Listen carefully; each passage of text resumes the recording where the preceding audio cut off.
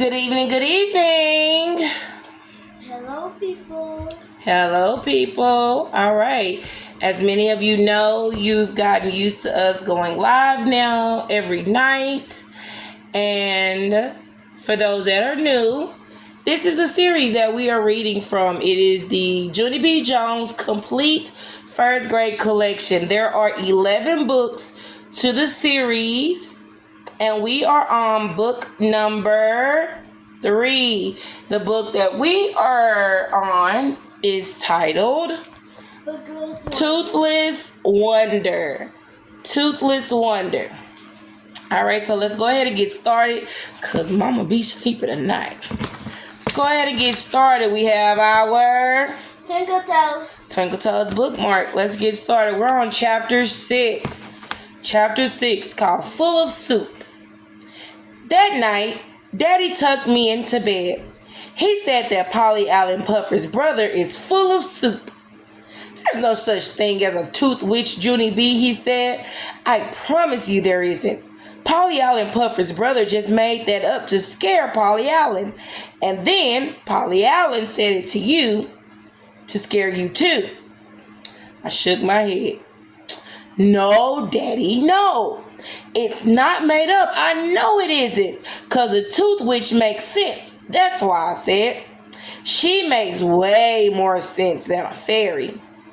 Daddy raised his eyebrows. Why? He asked. Why does a witch make more sense than a fairy? Because, I said. Because the tooth witch likes to chomp the teeth. But the tooth fairy doesn't do anything with the teeth at all, right? And so why would she even pay money for them? Daddy did a little frown. Well, I don't know exactly, he said, but I'm sure that she must do something with the teeth, Junie B. There are other things to do with teeth besides chomping them, you know. Like what? I asked. Daddy put his head in his hands. Then he thought and thought and thought. And after he got done thinking, he went to get Mother. She came into my room carrying Fussy Ollie. She handed him to Daddy and sat down on my bed. Daddy said, you have another problem about the tooth fairy, she said. I nodded. Yes, I said, because if there's really a fairy, then she has to have a reason to want the teeth, right? Mother, she wouldn't just throw them in the garbage, because that doesn't make any sense. Plus, also, it would hurt my feelings. Mother hugged me. No, Junie B. Of course she doesn't throw them in the garbage, she said. I'm sure the fairy does something very special with the teeth. Like what? I said. Mother ran her tired fingers through her hair. She stood up and walked back and forth on my rug. Then all of a sudden, her face got brighter. I know. I bet the fairy uses the teeth to make jewelry, she said. At first, Daddy and I didn't say any words. We just stared and stared at that woman. Jewelry? I said finally. Mother smiled. Yes, of course, she said. She probably uses the teeth to make little tooth necklaces and bracelets and cute little toe rings. How does that sound? I made a sick face. It sounds repulsive, said Daddy. Mother stopped smiling. She quick took Ollie back from my daddy and she hurried out of my room. After she left, Daddy finished tucking me in bed. I'm sorry about that, Junie B, he said. I'm afraid Ollie has your mother worn to a frazzle these days, but I'm sure she's not right about that jewelry thing. He did a little shiver. No, certainly she's not, he said. Then before I could ask any more questions about the fairy, he kissed me goodnight, and he rushed out of my room as fast as Mother. That night, I did not put my tooth under my pillow. Also, I did not put it under there the night after that, or the night after that, because what do you know? The fairy still does not make sense. Chapter 7, A Stumper. The next morning was school. I put my spit cup into my backpack and I took it to my bus stop. Cause mother said I couldn't take my tooth, but the spit cup was grandpa's idea. I saved Herb a seat. Then I bounced up and down real excited. Cause I couldn't wait for him to see me, of course. Finally, we got to his bus stop. I waved at him from the window. Then, I leaned my face real close to the glass and I smiled my biggest smile. Herb's eyeballs popped out of his head. He ran on the bus zippity quick. It came out, Herb, it came out, I said. My tooth came out on Friday, and it's been out ever since. I smiled for him again.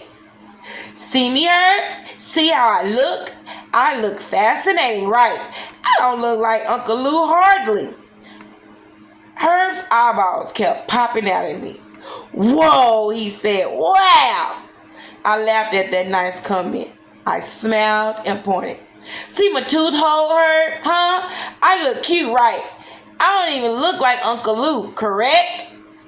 Herb said, wow, again.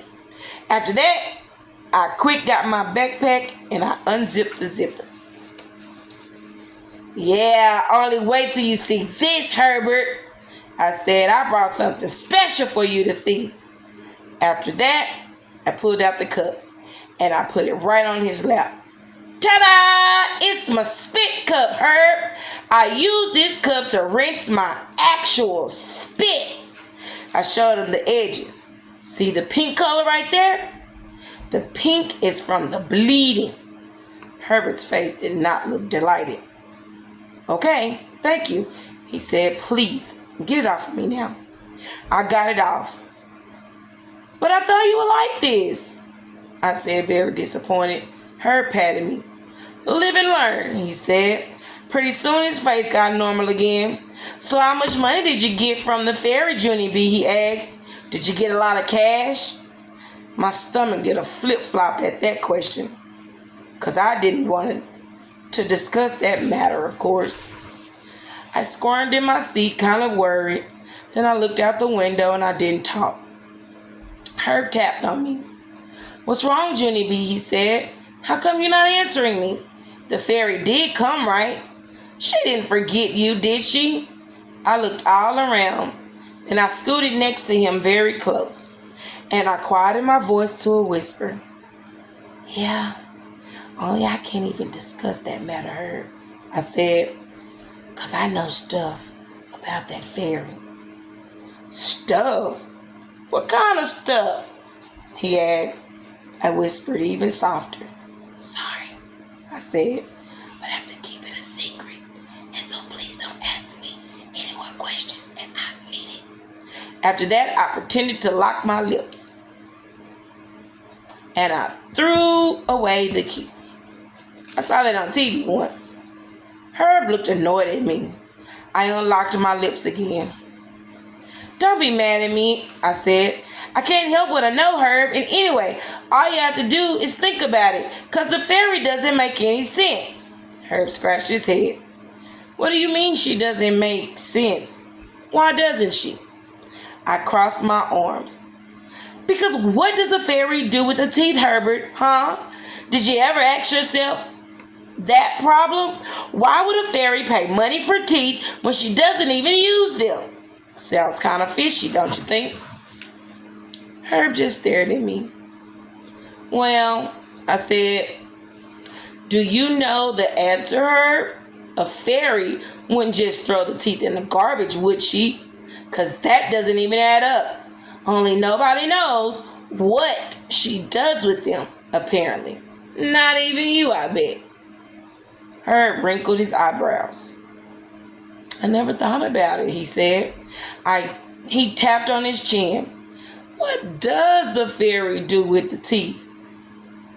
That's a stumper, all right.